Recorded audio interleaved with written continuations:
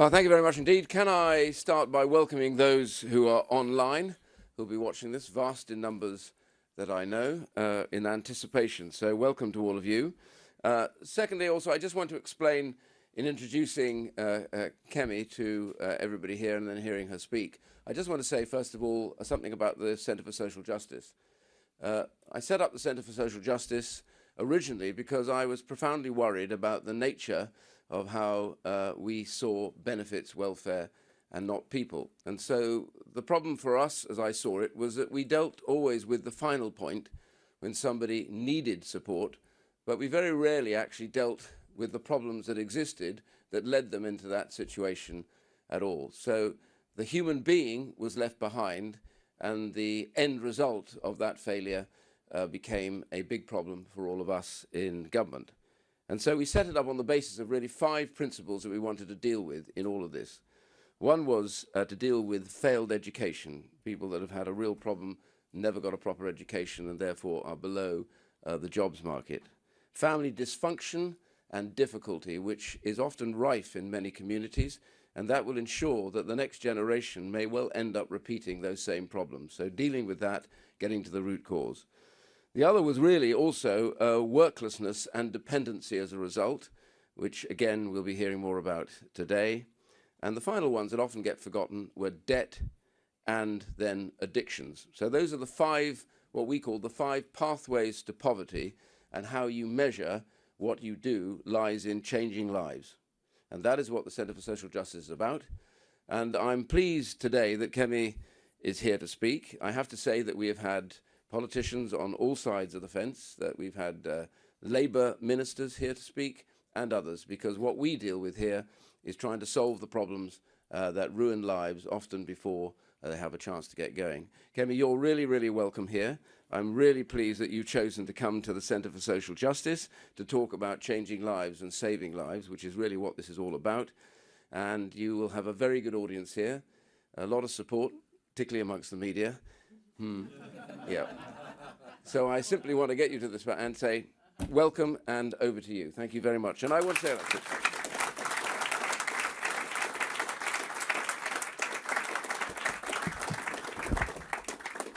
Ian, thank you for that wonderful introduction, and thank you, CSJ, for hosting me. I'm delighted to be here. We are becoming a welfare state with an economy attached. 28 million people in Britain are now working to pay the wages and benefits of 28 million others. The rider is as big as the horse. This isn't just about welfare, it's about politics too. We have a Labour government beholden to their left-wing MPs who choose not to fix this problem, and a Reform Party that cannot. This is a ticking time bomb, and with the exception of the Conservatives, the political class don't see it or refuse to acknowledge it. In fact, a lot of them want to make it worse. If we don't solve this problem, our economy will collapse. 1 million young people are currently not in education, employment, or training. And we are on course to spend 1 in every £4 of income tax on sickness benefits alone. What began as a safety net for the most vulnerable has morphed into something completely different. The system is unsustainable, and this threatens all the good it was designed to do. Of course, the obvious question is, this is your system. How can you criticize what you've run for 14 years? It's a fair question.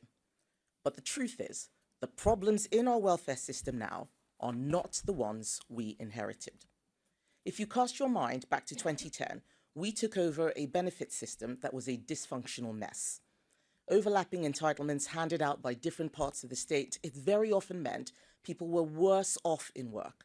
Unemployment was 8%. There were queues outside job centres. People up and down the country got up and went to work, while next door, their neighbours' curtains were drawn until noon. So it was against this backdrop that Ian Duncan Smith set up the Centre for Social Justice back in 2004. People in this room will remember Breakdown Britain, the forensic diagnosis of how welfare dependency was hollowing out families, communities, and lives. This hard work, done while we were in opposition, meant that when we took office, we could deliver the biggest reform of our welfare system in its history.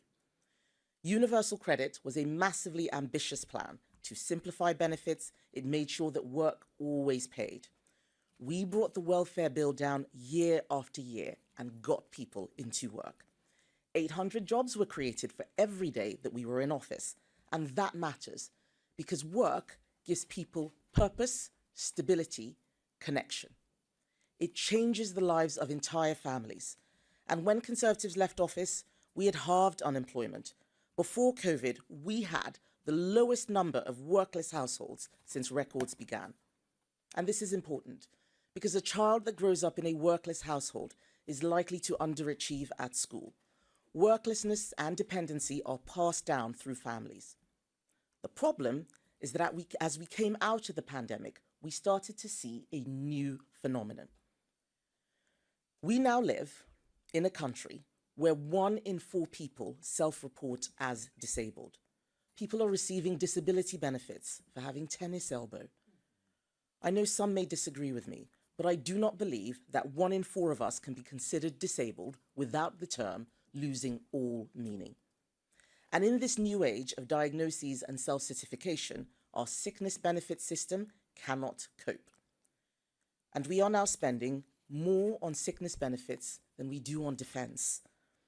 Conservatives brought in the household benefit cap to stop worklessness paying more than wages. But new research from the CSJ has found that under Labour, people receiving sickness benefits could now get £2,500 more a year than a minimum wage worker. This is not just fundamentally unfair, it is a fiscal disaster waiting to happen. It should have been clear to anyone seeing this that it isn't sustainable. But the reason Labour have failed so badly on this over the last month is that they didn't see these problems in opposition. They thought that if Labour ran the country, all of Britain's problems would go away because they think of themselves as nice people. But sanctimony is not a substitute for policy. So when they came into office, they didn't have their version of Breakdown Britain. They had no plan and were completely unprepared for government. They didn't have a universal credit 2.0. They didn't tell their backbenchers that they needed to cut welfare. Labour now don't know what they believe. That will be the epitaph of this government. It was only when Rachel Reeves came shaking her bucket outside the DWP, asking for some quick savings to plug the holes in her figures, that in a rush, they tried to tinker with a system that needs wholesale reform. And even if their original bill had passed unamended, it wouldn't have fundamentally fixed anything, because it was a sticking plaster solution. Now, they can't fix it in this parliament, so for the next 4 years, we are stuck. We are stuck with 3,000 people a day signing on to out-of-work benefits. We're stuck with people getting taxpayer-funded cars for having constipation. The bill will go up to £100 billion on their watch, and that's just sickness benefits. Their economic mismanagement means that every day they are in office, jobs are being lost, and job losses mean more people going on to welfare and fewer people coming off. No doubt, emboldened by their success in forcing Starmer to U-turn last week, Labour's backbench MPs will now be eyeing up even more concessions. We know that there are more tax rises coming in the autumn. That's now been all but confirmed by the Chancellor. But what Labour haven't told you is that this doom loop that they have set up will mean taxes will have to keep going up. Wealth creators are fleeing the country. People have stopped hiring because of Labour's jobs tax. Fewer and fewer people will have to support more and more. That is the tax spiral. None of the other parties seem to acknowledge this. Last week, we saw left-wing Labour MPs, Lib Dems, SNP, Independents, Greens, and revealingly, Reform MPs all vote for higher welfare spending and an even more generous benefit system. Reform like to pose as a right-wing party, but they don't seem to understand that asking the taxpayer to fork out £100 billion a year on health and disability benefits isn't just completely unaffordable and unjustifiable, it's immoral. And the Prime Minister has already signalled that he's open to removing the two-child benefit cap. In fact, right at this moment, there are probably Labour MPs behind closed doors drawing up plans to force his hand. And they will find allies in Reform. Nigel Farage is committed to remove the cap, and he is warning that he is not finished yet on benefits giveaways. Make no mistake, he is Jeremy Corbyn with a pint and a cigarette. On welfare, he shows his true colours, promising these unaffordable giveaways with no plan to fix the system. I want to be clear why the Conservative government brought in the two-child benefit cap. We brought it in because we believe that people on benefits should have to make the same decisions on having children as everyone else. But Labour and Reform MPs don't even understand what the cap does, and they don't care that lifting it would create another £3 billion black hole in our finances. It's not that we don't want people to have big families. We do. But the way to achieve that is to make sure people can afford to have families because they are in good jobs, not by increasing the tax burden on working people. So next week, we're going to put this to a vote in the House of Commons. And you'll see that the Conservatives are now the only party committed to serious welfare reform. We are the only party that is prepared to tell the truth and take the tough decisions to get spending under control. That's the way to bring about real change. Getting the welfare bill down is not an impossible task, but it requires conviction and the courage to make difficult choices. We have to start from our principles. First, who needs and deserves our support? There will always be some people who need help from the state, people who have a really challenging disability, people who have worked and paid into the system for years, but who lose their jobs suddenly through no fault of their own. But we can't afford to be spending £1 billion a month on benefits for foreign nationals. It is not unreasonable to expect someone to have paid in and become a British citizen before they unlock access to sickness benefits. That was a plan we put forward yesterday, a plan that Labour voted down.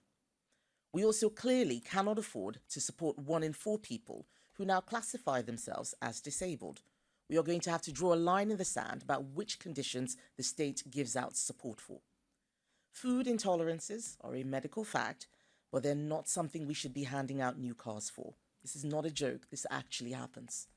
And anxiety and mild depression are real conditions, but that doesn't mean that those suffering should be signed off work courtesy of the taxpayer. The Centre for Social Justice have done some brilliant modelling, showing that if you restricted benefits to those with more severe mental health conditions, you could save up to £9 billion. Think how much good even a fraction of that could do when reinvested into mental health treatment and research, instead of funding people to sit at home. Second, how do you accurately identify those people who you've decided qualify for support? Clearly, our current system of assessment isn't working. Approval rates have soared, and we now have online sickfluencers. I never heard this phrase before, sickfluencers. They are selling people's scripts to maximize their scores on assessment. We need to build in proper medical evidence to the system and go back to face-to-face assessments which never recovered after COVID. The Motability Scheme is a perfect example of what's going wrong with the current system. It was initially set up to help disabled people get around. Now 90% of its cars now have no adaptations whatsoever. That's not what it was designed for. People are qualifying with conditions like drug misuse, ADHD, obesity. The assessment system surely can't have been designed with that intention, and we cannot allow it to continue for a moment longer.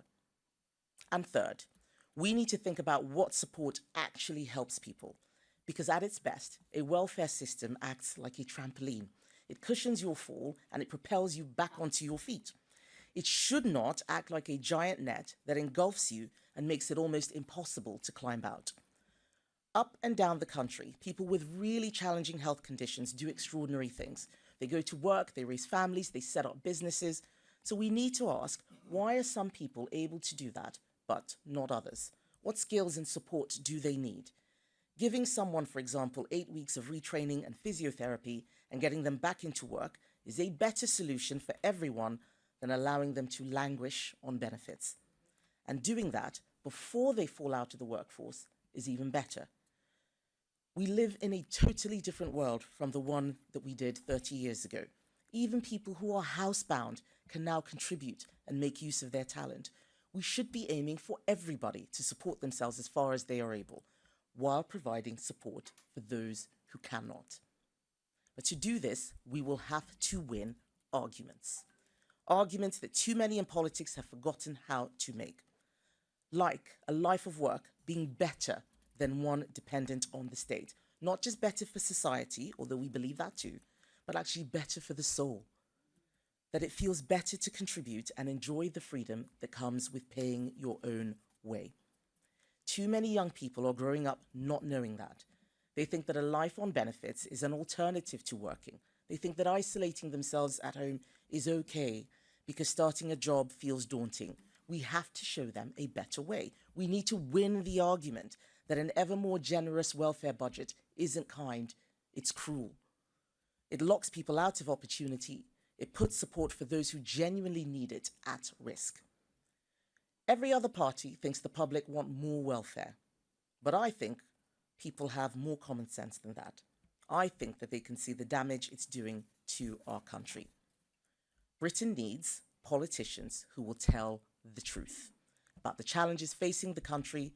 That's the only way to get the real change we need.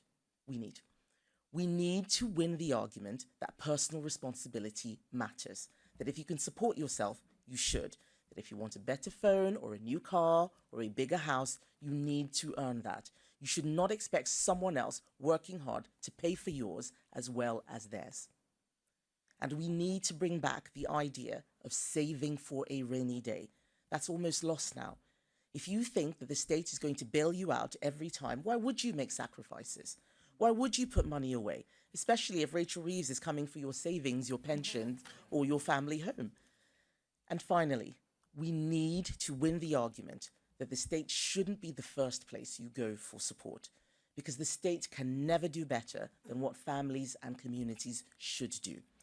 It is no wonder that our welfare bill is rising in an age when family structures are fraying and the number of people volunteering has fallen off a cliff. We should be backing the makers, rewarding the people getting up every morning, working hard to build our country. This is about getting the welfare bill down, but it's also about what we believe the good life looks like. Freedom, security, optimism. Only the Conservatives will stand up for these values and unlock the talent, dignity, and purpose of millions left behind.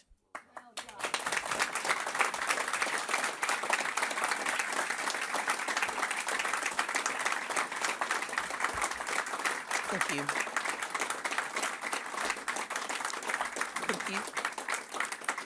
Thank you. I'd like to move on to the media Q&A. And first up is Carl Dinen from ITV. Thank you very much. You've just criticised the smaller opposition parties for the way that they voted last week. Didn't you vote the same way? I was talking about the reasoned amendment. We voted against the bill, but the reasoned amendment was actually for more benefits. They did the same thing yesterday, actually. We had amendments to tighten up the welfare system, and they were voting against that. They want more benefits. We are the only party. We are the only party that is serious about Britain living within its means and getting that welfare budget down. Rob Powell from Sky. Thank you. You've argued today that the country is at risk of becoming a welfare state with an economy attached. The biggest part of the welfare budget is obviously the state pension. The OBR said this week that in the long run that's unsustainable. So in the spirit of living within our means and being a politician that tells the truth, do you agree and should it be reviewed? We need to look at where the money is going. The immediate problem we can fix right now is around working age benefits. Those pensions are not working age benefits. If we get more people into work, that will help solve the general problem of growth. There are too many people who are out of work. We are bringing in more people from abroad, which is straining the system. That's where we need to start. And that's why we're focused on looking at what we can do to bring down health and disability benefits, which currently are more than what we spend on defence. The triple lock is Conservative policy. We brought in that policy. Right now, we think that the area to focus on is health and disability benefits. There are too many people out of work. We have 28 million people working to support another 28 million who are out of work or in the public sector. Those numbers have to change. Getting people into work is what Conservatives are about. It is what we did before. We reduced the number of workless households to record lows, and that started climbing up again after COVID. Now we are seeing 3,000 people a day claiming out of work sickness benefits. That's just under Labour. That's 1,000 more than it was a year ago. This is crazy. That's the first place to start fixing things. Evan Murray, BBC. Hi there. You've lost your second former cabinet minister in less than a week. What does that tell us about the direction of the Conservative Party under your leadership? What it tells people is what I'm saying in this speech, that the Conservative Party is the only party that wants to live within its means. And if there are people who want more welfare and higher taxes and more spend, they are very welcome to go to those parties that are offering that. But we are the Conservative Party. And if there are people who are not Conservatives, people who have probably been holding us back for a long time, then they should go to other parties that fit in with their values. We are a party of living within our means.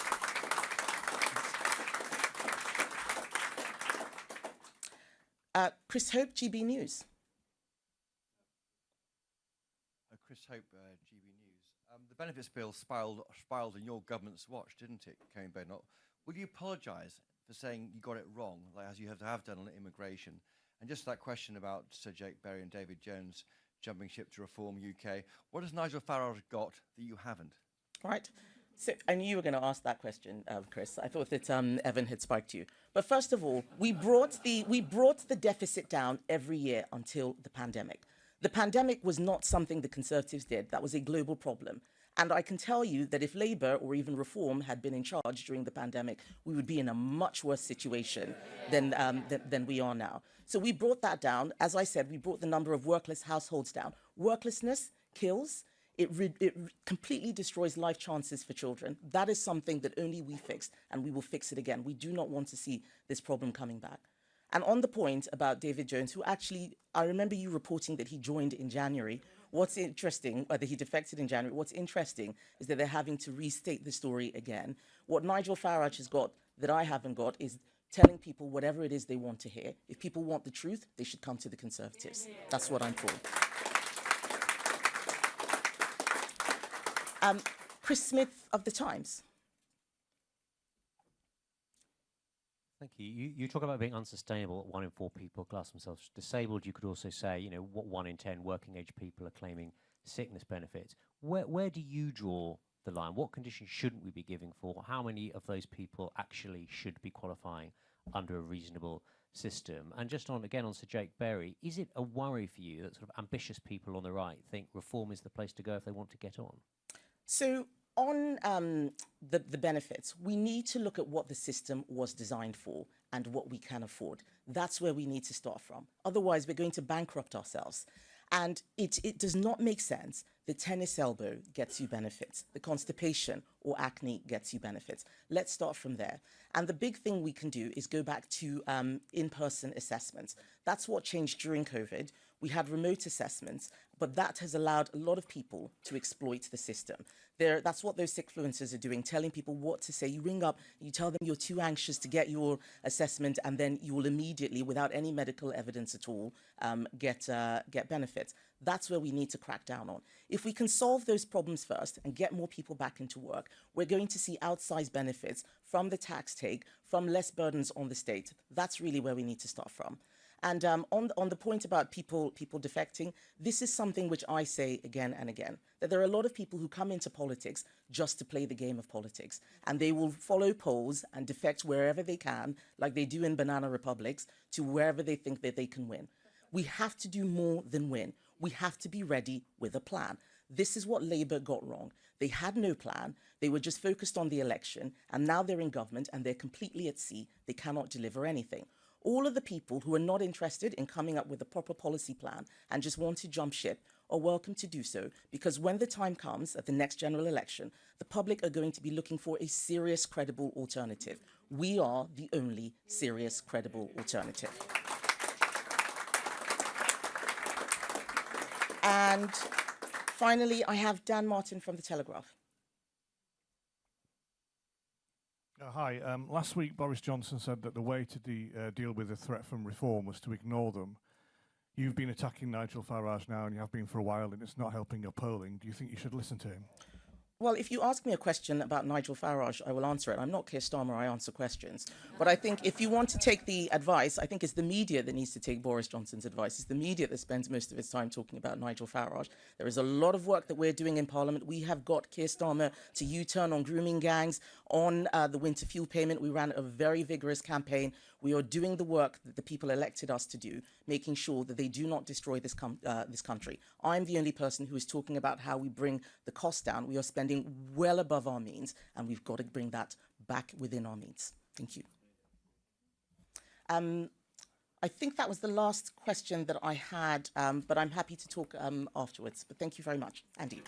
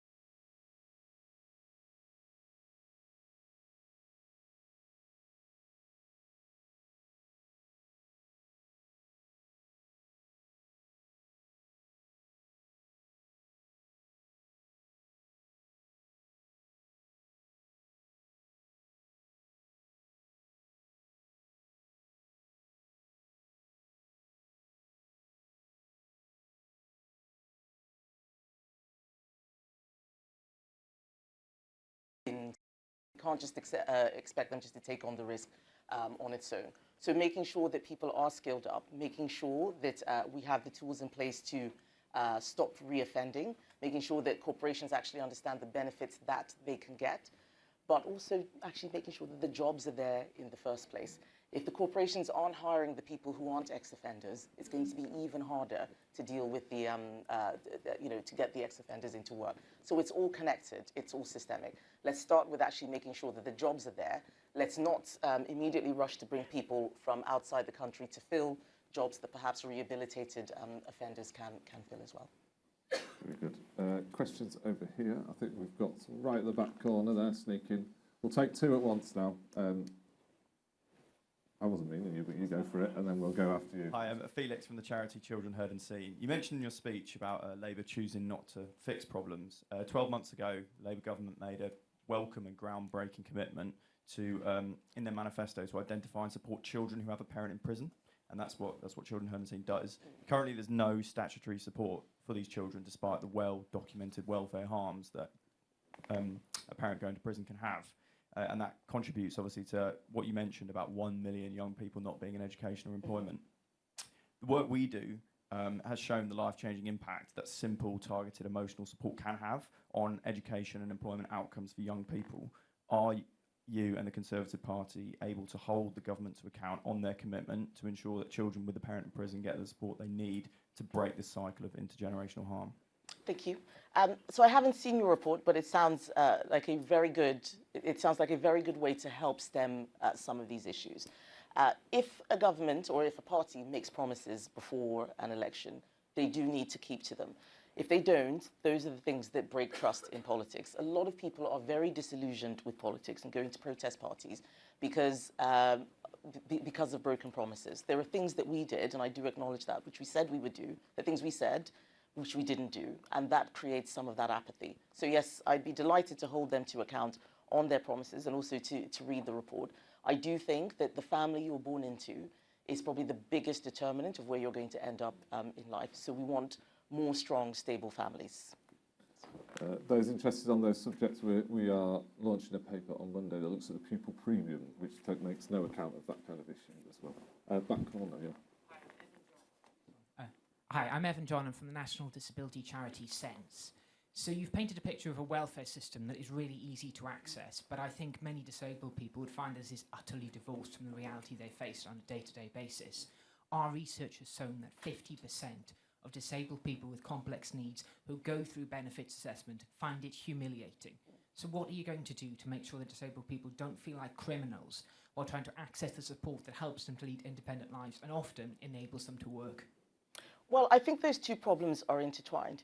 If you have many people who shouldn't be claiming benefits using the system, that means that there are fewer resources for those who actually need to use the system. So let's start there.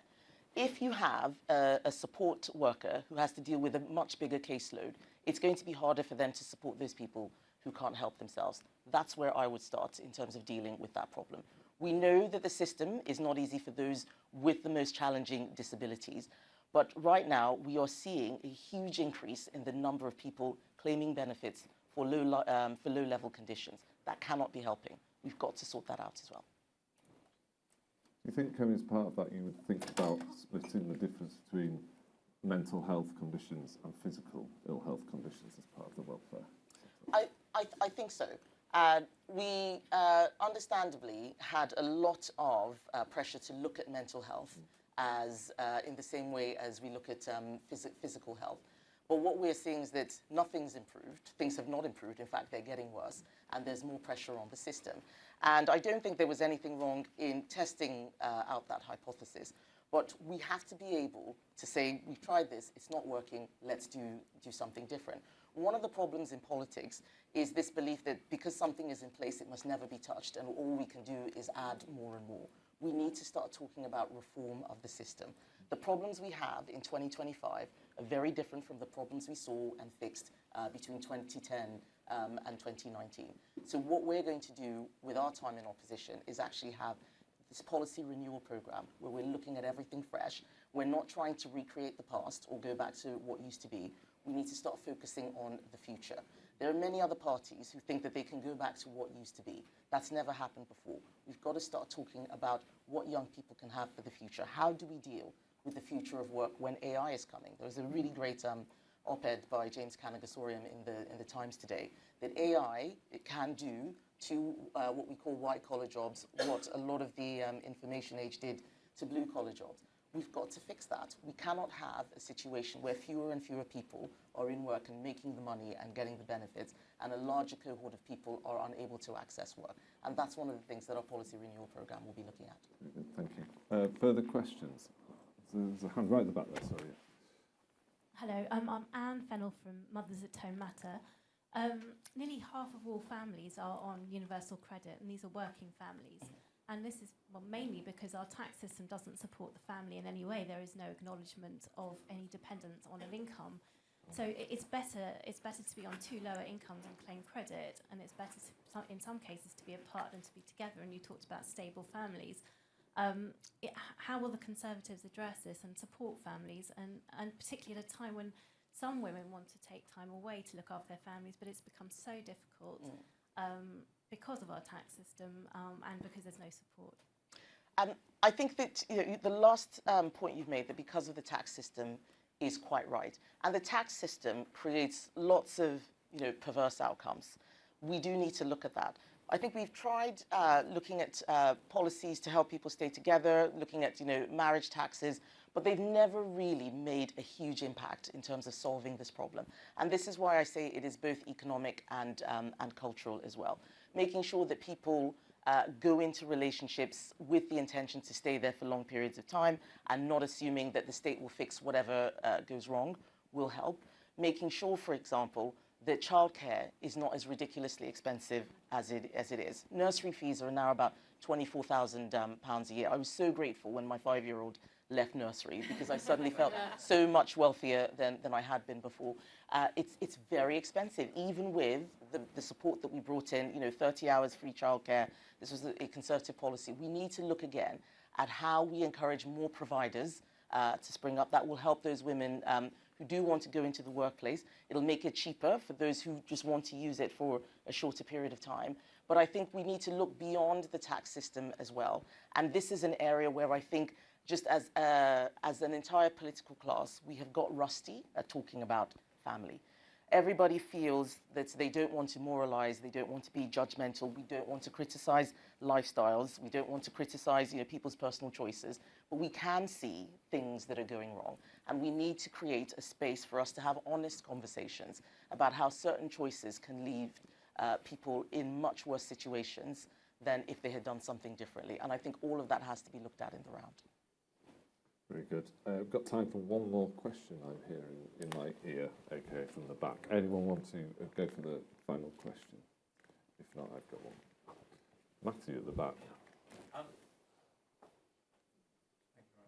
Yeah, one of the main gateways, it seems to me, in terms of entrance into the welfare space is through GPs.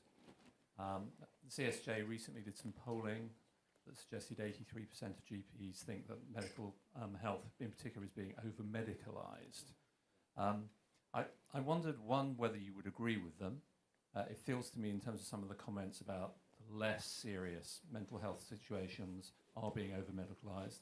And the second part of that question is, do you think GPs are best placed to be those gateways in terms of fit notes and things like that? There's a big shout on this side of the room.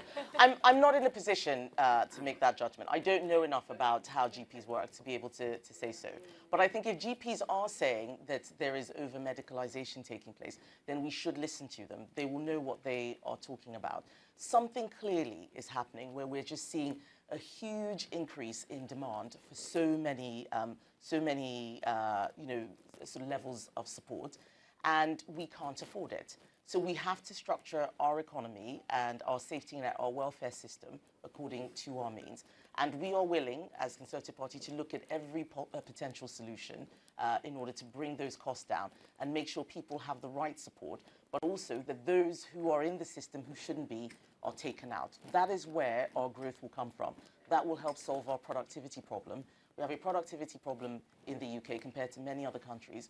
We need to look at getting lots of people who are off work back into work, and many things after that will fix themselves.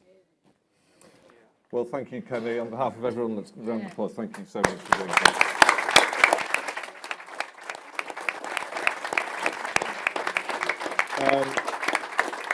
That concludes it then. For those that want an ice lolly, we do have a freezer full of them if the staff haven't eaten. And thank you again to you for being here, Kemi. Thank you. Thanks.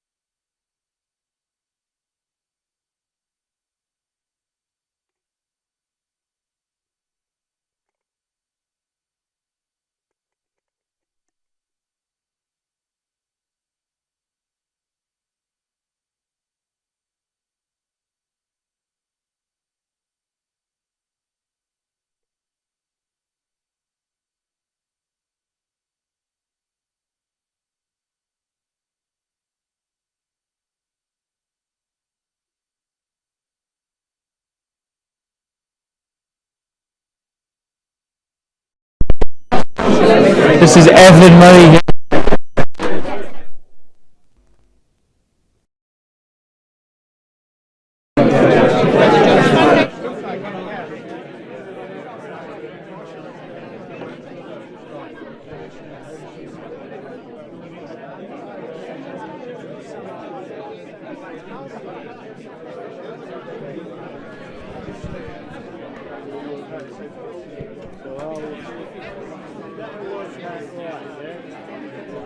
Yeah, yeah.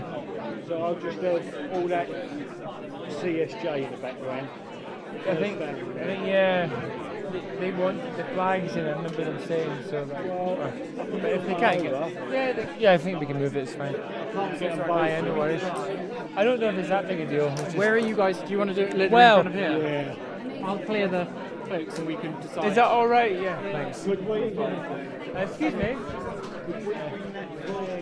Sorry? Flag? Yeah. Okay, come in a bit. We'll do it in a second. I'm just going to put that one in this one. We'll come back in time.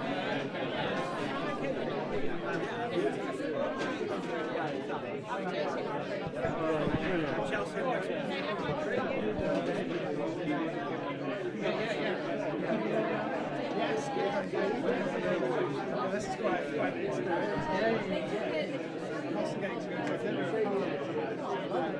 it's the best picture. I look forward to the best pictures of the day now. I was snapping. It's so hot in here. Oh no, so you were dashing from somewhere. Oh, nightmare. Oh well. It's all in the cab now.